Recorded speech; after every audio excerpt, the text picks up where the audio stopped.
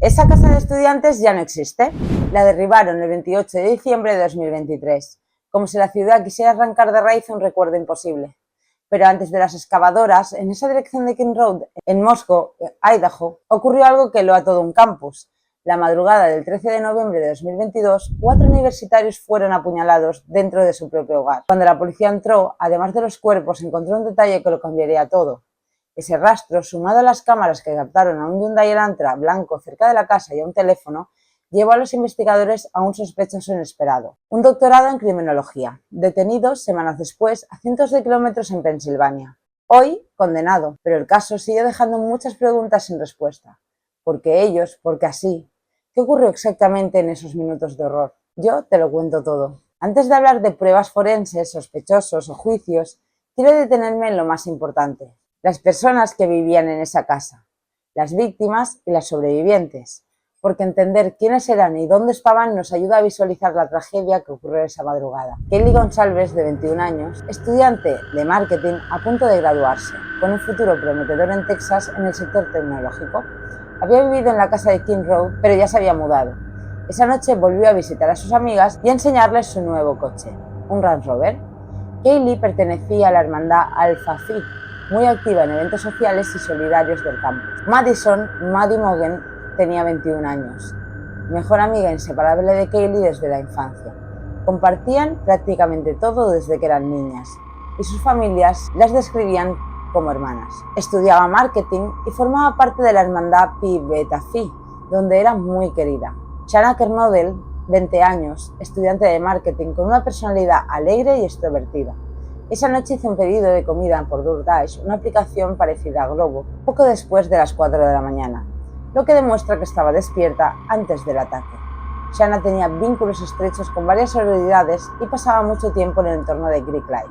Ethan Chapin tenía también 20 años, era novio de Shanna y estudiaba recreación y turismo. Era miembro activo de la fraternidad Sigma Chi. Esa noche había asistido con Shanna a una fiesta en la casa de Sigma Chi antes de dormir juntos en la habitación de ella. Ethan tenía un detalle que le hacía algo especial. Era uno de 3 trillizos. Compartía esa relación única con su hermano Hunter y su hermana Macy, que también estudiaban en la Universidad de Idaho. Los 3 eran inseparables. Dylan Mortensen tenía 21 años en ese momento, compañera de piso y testigo clave. Estaba en el segundo piso la noche del crimen. Escuchó ruidos y llegó a ver pasar una figura encapuchada vestida de negro que abandonaba la casa. Su reacción, no llamar inmediatamente a la policía, sería muy comentada después. Bethany Funke, de 21 años, también sobreviviente, dormía en el primer piso, en la planta baja, y no escuchó nada del ataque en los niveles superiores. La vivienda de King Road número 1122 era una casa de 3 pisos en pendiente. Esa madrugada la distribución de sus dormitorios estaba así. En el tercer piso, Kaylee y Maddie juntas en la habitación de Maddie, compartiendo cama como tantas veces lo habían hecho desde que eran niñas. En el segundo piso, en el nivel intermedio, Shanna en su cuarto acompañada esa noche por Ethan, y Dylan Mortensen en otro dormitorio en ese mismo nivel, desde donde escuchó parte de lo que ocurrió. Y en el primer piso, es decir, en el nivel inferior, Bethany Funke en su dormitorio dormida durante toda la madrugada. 6 jóvenes dentro de una misma vivienda universitaria, cada uno en su cuarto. Esa casa, que había sido escenario de fiestas, amistades y rutinas universitarias ligadas a fraternidades y hermandades, se convertiría en pocas horas en el epicentro de un crimen que conmocionó no solo a Idaho, sino al mundo entero. La noche del sábado 12 de noviembre de 2022 parecía una más en la vida universitaria de Moscow, Idaho. Era fin de semana, el ambiente estudiantil estaba en pleno movimiento y, como siempre, las fraternidades, los bares y los pequeños locales de comida rápida eran el centro de la actividad. Cada una de las víctimas siguió su propia ruta, y es en ese recorrido donde se van tejiendo las últimas horas de sus vidas. Kelly González y Madison Mogen decidieron pasar la noche juntas. Primero estuvieron en el bar Corner Club, muy popular entre los estudiantes. Se las vio allí entre las 10 de la noche y la 1:30 de la madrugada. Después caminaron hasta un food truck llamado Grab Trackers, famoso en el campus por sus platos rápidos de madrugada. Allí llegaron sobre la 1:40. Este puesto tenía una particularidad: transmitía en directo por Twitch lo que ocurría frente a la cámara mientras atendía a los clientes. Gracias a esa transmisión, todo el mundo pudo ver a Kaylee y Maddie pedir su comida, charlar, reírse y esperar tranquilamente.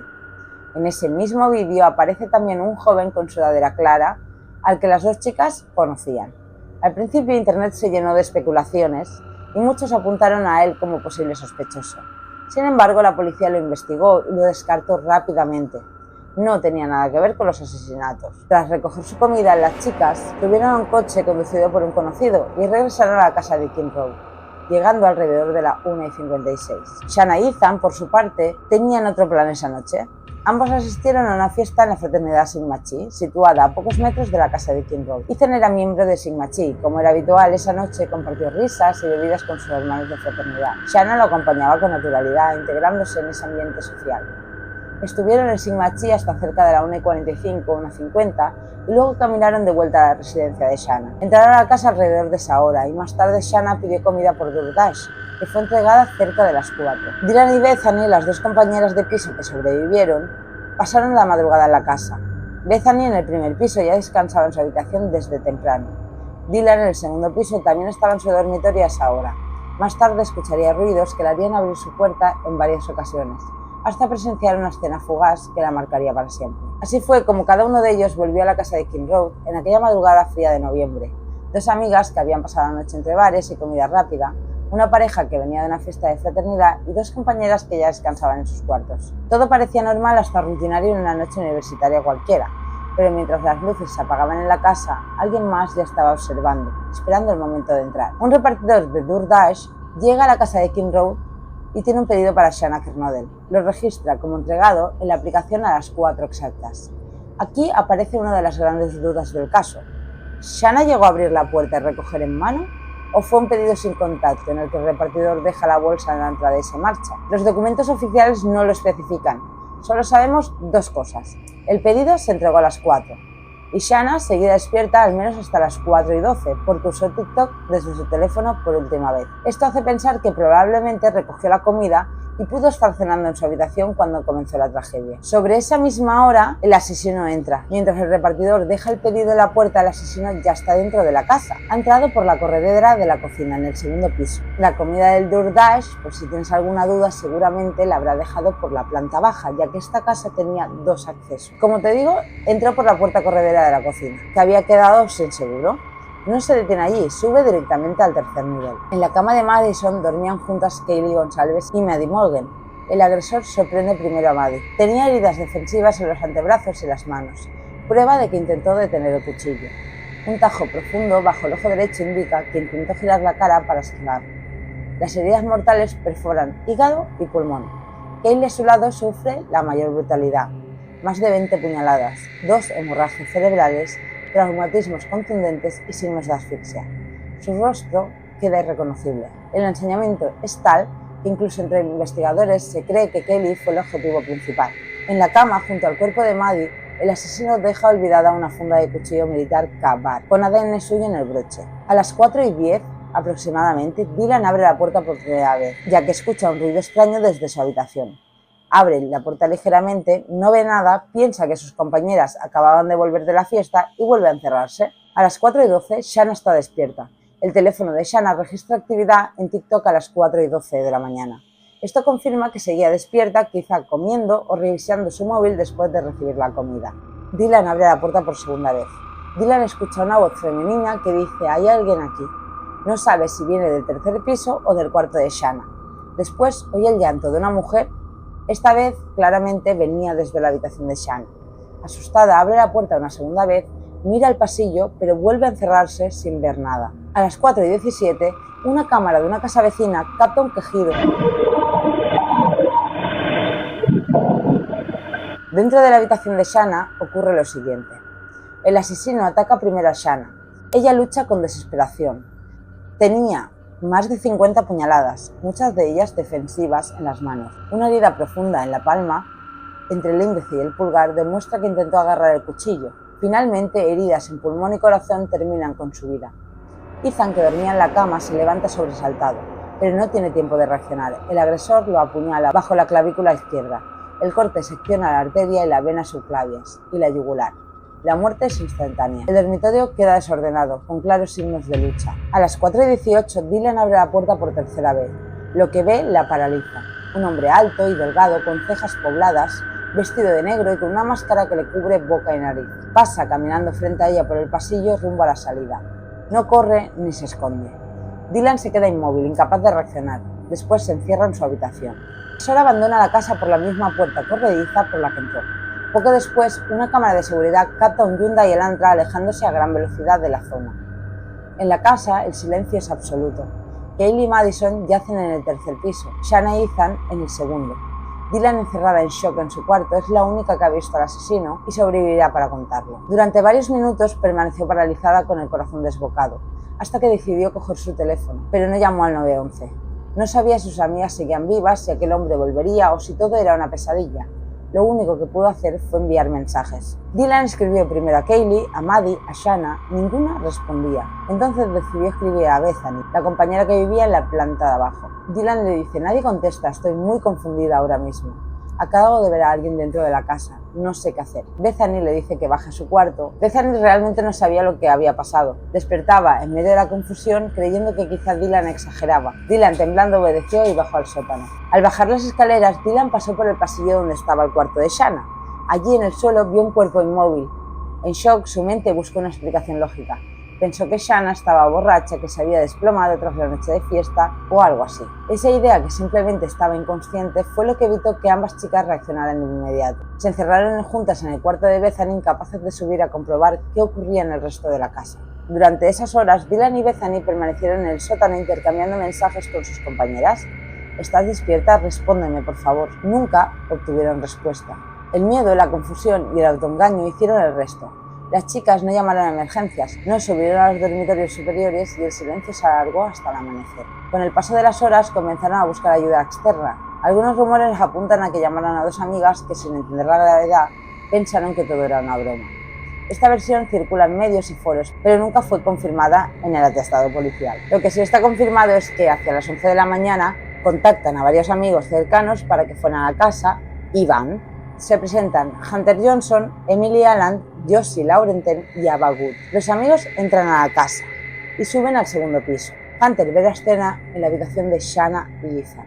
Baja corriendo en shock y le dice a Dylan y Bethany: tenemos que llamar a la policía, hay alguien inconsciente. Se lo dice para no asustarlas, aunque él ya había visto la horrible escena y sabía que no respiraban, que estaban muertos. Bethany coge el teléfono y marca. Esta es la llamada completa. 911 location of your emergency. Something is happening. Something happened in our house. We don't know what. What is the address of the emergency? 1122. What is the rest of the address? Oh, Kings Road. Okay. And is that a house or an apartment? It's a house. Can you repeat the address to make sure that I have it right? I'll talk to you guys. We live at the White, so we're next to them. I need someone to repeat the address for verification. The address, 1122 King Road. And what's the phone number that you're calling from? What's your phone number? And tell me exactly what's going on. One of the roommates has passed out, and she was drunk last night and she's not waking up. Okay. Oh, and they saw some man in their house last night. Yeah. Hi, this is. And are you with the patient? Okay, I need someone to keep the phone, stop passing it around. Can I just tell you what happened pretty much? What is going on currently? Is someone passed out right now? I don't really know, but pretty much at 4 a.m. Okay, I need to know what's going on right now if someone is passed out. Can you find that out? Yeah, I'll come. Come on, Bethany, we gotta go check. But we have to. Is she passed out?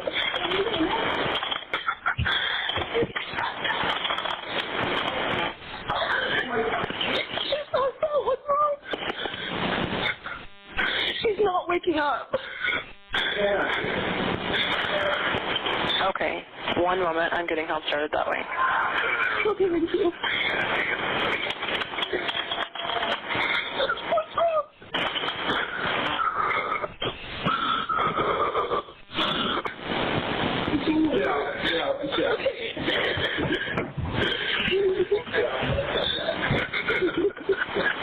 Okay, and how old is she? She's 20. 20, you said? Yes, 20 here to Okay. them. Hello? Hello? Okay, I need someone to stop passing the phone around because I've talked to 4 different people. Okay, sorry, they just gave me the phone. Is she breathing? Hello? Is she breathing? No. Okay. La central envía patrullas de inmediato, como se puede escuchar al final de la llamada. En menos de 3 minutos, la policía de Moscú llega a la casa. Se encuentra con Dylan, Bethany y los amigos que habían acudido esa mañana. La confusión es total. Cuando los agentes cruzan la puerta, la escena les cambia para siempre. Al subir las escaleras, los policías se topan con lo que antes vieron los amigos. Shanna Kernodle yace en el suelo, cerca de la entrada de su dormitorio. Tiene múltiples heridas punzantes, cortes en brazos y manos, lo que confirma que intentó defenderse. Ethan Chappie está dentro de la habitación en la cama, presenta heridas profundas en el pecho y el cuello, su posición indica que fue atacado por sorpresa y apenas tuvo tiempo de reaccionar. La sangre en las paredes y el suelo deja claro que la violencia fue extrema. Los agentes suben a un nivel más. En la habitación encuentran a Madison y Kaylee, juntas en la misma cama.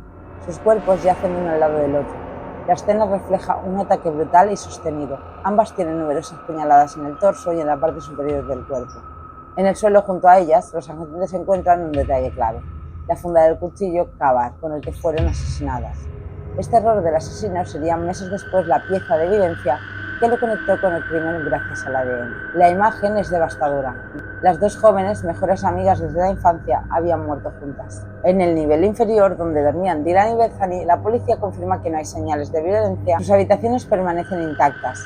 Ambas jóvenes se encontraban aún en estado de shock, incapaces de procesar lo sucedido. La policía sella la vivienda y declara la escena del crimen. Se da aviso a la Universidad de Idaho, que en cuestión de horas envía un mensaje de alerta a todos los teléfonos de sus estudiantes. El primer mensaje decía algo como: refugiarse en vuestras casas, existe una amenaza potencial cerca de King Road, manténganse alejados de ventanas y puertas.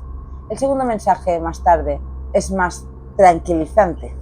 Ya no hay riesgo inmediato, continúen con precaución, se investiga un homicidio múltiple en la zona universitaria. Los estudiantes del campus, al recibir las notificaciones, comenzaron a difundir la noticia por redes sociales sin saber aún quiénes eran las víctimas. La policía ya tenía claro que estaba ante una masacre. 4 jóvenes universitarios asesinados en su propia casa, 2 sobrevivientes en estado de shock y un asesino que había entrado y salido en menos de 20 minutos, dejando tras de sí un reguero de sangre y la funda del cuchillo que acabaría siendo su ruina. 13 de noviembre de 2022, una investigación bajo presión. Cuando la policía de Moscú se enfrenta a la escena del crimen en King Road, la magnitud de lo ocurrido es abrumadora.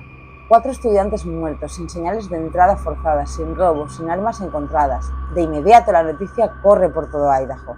Los agentes saben que están ante un caso que va a desbordar a un pequeño departamento policial de apenas 36 agentes. Piden ayuda a la Idaho State Police y al FBI.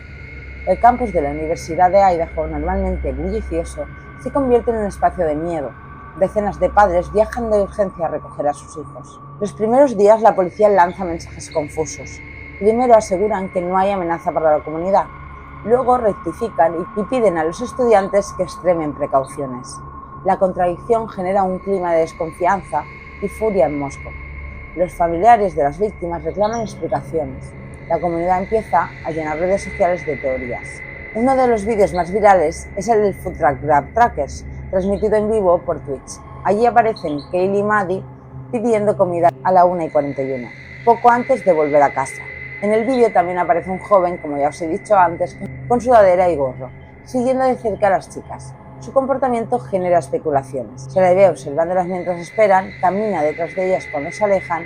Internautas lo bautizan como el chico del hoodie. Las teorías en Reddit y TikTok explotan. Muchos creen que es el asesino, pero la policía, tras identificarlo y hablar con él, descarta cualquier relación con el crimen. El chico queda fuera de sospecha. Esto es un ejemplo de cómo la presión mediática empieza a distorsionar la investigación. La policía también investiga a personas del círculo íntimo. El exnovio de Kaylee, con quien había mantenido contactos días antes, compañeros de fraternidad y hermandad de las víctimas, vecinos de la casa de King Road, conocida por ser un lugar de fiestas, se recopilan horas de cámaras de seguridad. Ninguno de estos sospechosos iniciales resulta estar vinculado al crimen. Un punto clave aparece gracias a cámaras de seguridad. En la zona se detecta un Hyundai Elantra blanco, merodeando al vecindario la madrugada del crimen. Los registros muestran cómo el vehículo pasa varias veces por la calle King Road entre las 3:30 y las 4:20, justo cuando ocurrió la masacre.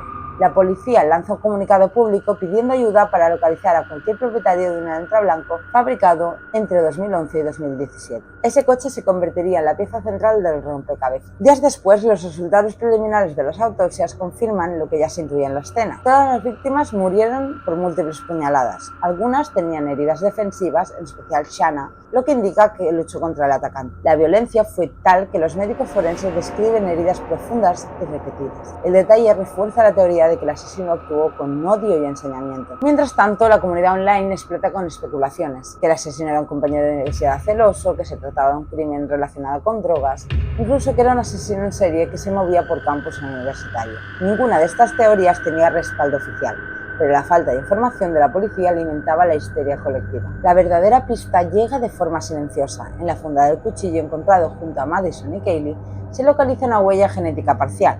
El FBI empieza a trabajar con genealogía forense cruzando el ADN con bases de datos familiares. Paralelamente, al investigar al Hyundai Elantra, descubren que un hombre de 28 años llamado Bryan Kohberger, estudiante de criminología en la Universidad de Washington State, conducía un coche de esas características.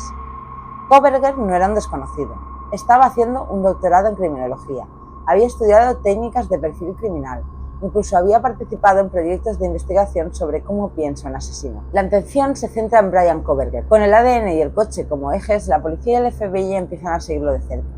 Lo vigilan en su apartamento, analizan su basura para obtener muestras genéticas, comparan sus movimientos de teléfono móvil con los registros de la madrugada del crimen y poco a poco todo empieza a encajar. Lo que comenzó como un crimen aparentemente imposible de resolver, en apenas semanas empieza a tomar forma. Un coche blanco, un rastro de ADN y la sombra de un estudiante de criminología que parecía obsesionado con entender cómo actúa un asesino. La policía ya tiene un nombre, Bryan Kohberger, pero aún faltan semanas para que el país entero sepa quién es. Y como la obsesión de este hombre por estudiar el crimen lo acabaría convirtiendo en el principal sospechoso de uno de los casos más impactantes en la historia reciente de Estados Unidos. No me gusta darle mucha bola al asesino, pero necesito explicaros quién es para que podáis entrar en contexto. Bryan Christopher Kohberger nació en Pensilvania en 1994 y desde pequeño fue un niño retraído con dificultades para socializar y víctima de burlas por su sobrepeso. En su adolescencia perdió decenas de kilos en pocos meses, pero ese cambio físico no mejoró sus relaciones, al contrario, comenzó a mostrarse distante, calculador, incluso arrogante. Ya de adolescente comenzó a interesarse por las drogas y más tarde por el estudio de la mente criminal. Esta combinación lo llevó a desarrollar un carácter frío y obsesivo, con una creciente fascinación por el crimen y la violencia. Bryan estudió psicología en la DeSalle University y luego un máster en justicia criminal. Allí fue alumno de la doctora Catherine Ramsland, especialista en asesinos en serie y autora de libros sobre Dennis Rader. En 2022 se mudó a Pullman, Washington, para cursar un doctorado en criminología en la Washington State University, apenas 15 minutos en coche de la casa de King Road en Moscú. El asistente docente y sus alumnos lo describen como demasiado estricto corrigiendo exámenes y cortante en sus comentarios.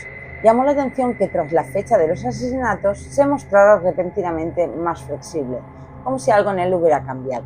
En junio de 2022, Bryan publicó en un foro de criminología de Reddit una encuesta que decía así: participación en la investigación, comprender cómo las emociones y los rasgos psicológicos influyen en la toma de decisiones durante la comisión de un crimen. Estas son las preguntas que realizó. ¿Con quién cometiste tu crimen? Antes de tomar tu decisión, ¿cómo planeaste tu enfoque? ¿Cómo te acercaste a tu víctima o a tu blanco? ¿Qué pensaste y sentiste antes de cometer el crimen? ¿Qué pensaste y sentiste durante el crimen? ¿Qué pensaste y sentiste después del crimen? ¿Qué hiciste para preparar tu salida? ¿Qué hiciste después de dejar la escena? ¿Cómo reaccionaste cuando cometiste tu primer crimen? ¿Cómo elegiste a tu víctima? ¿Qué atributos de tu víctima te atrajeron e influenciaron?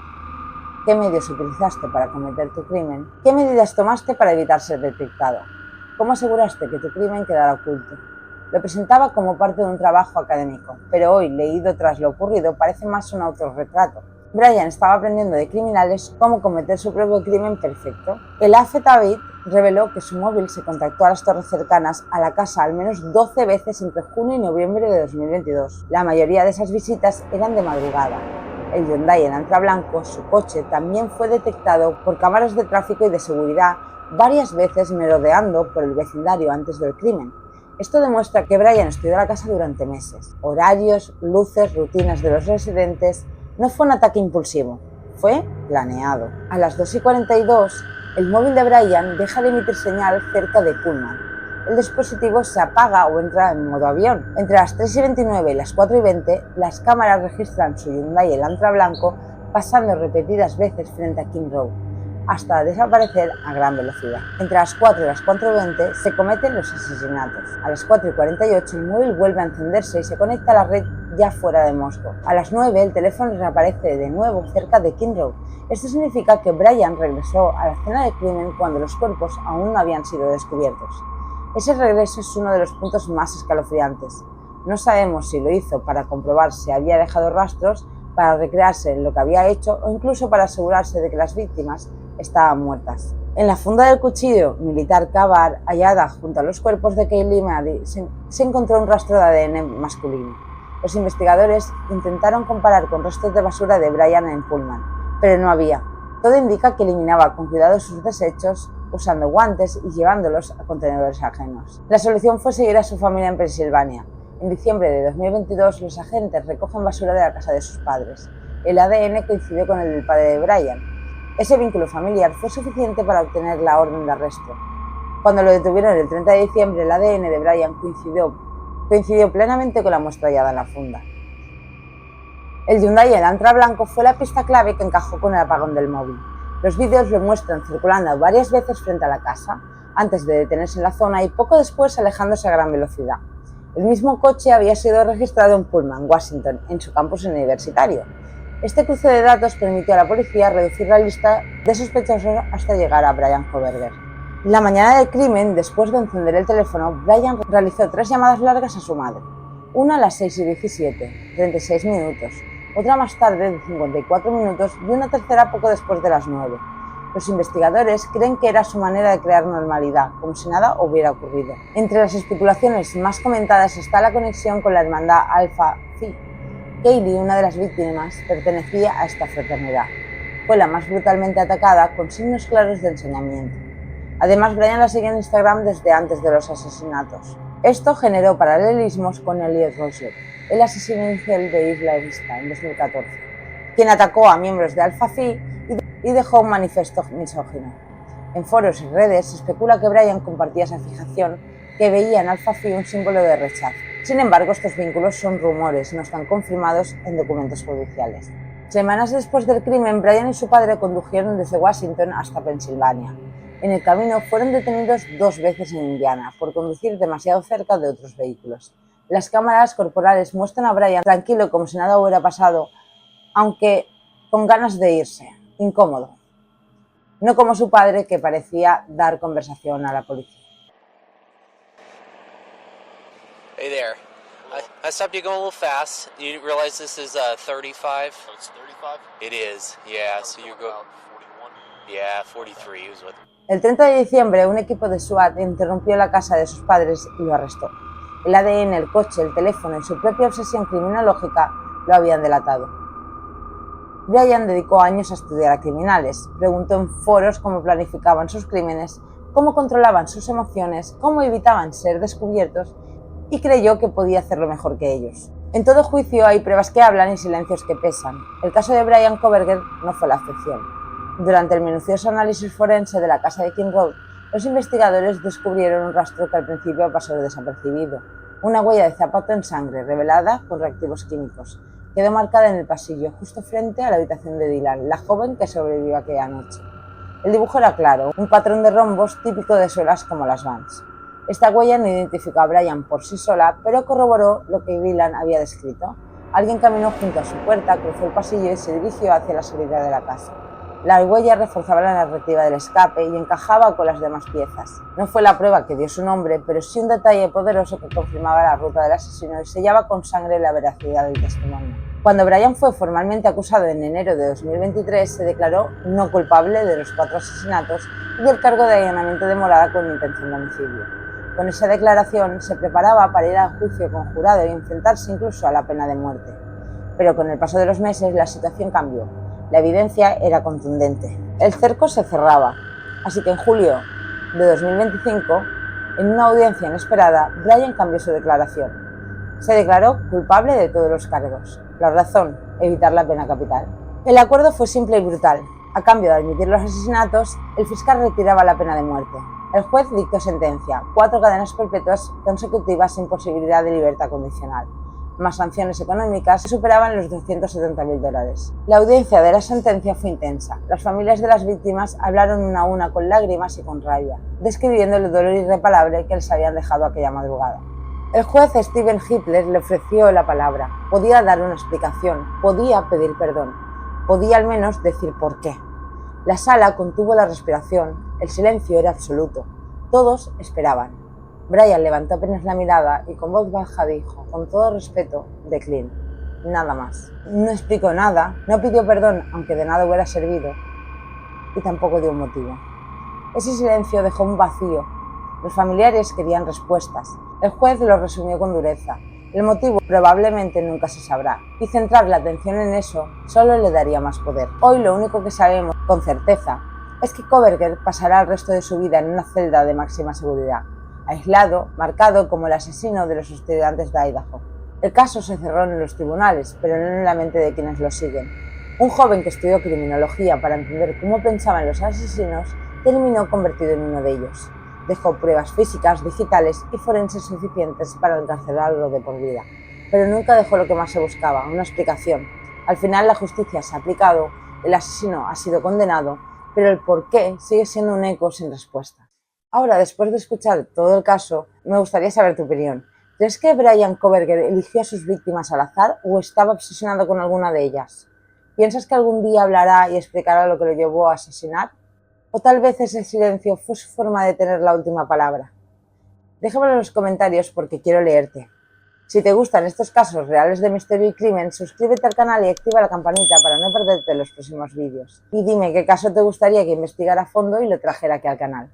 Tu sugerencia puede ser la próxima historia que contemos juntos desde el sofá.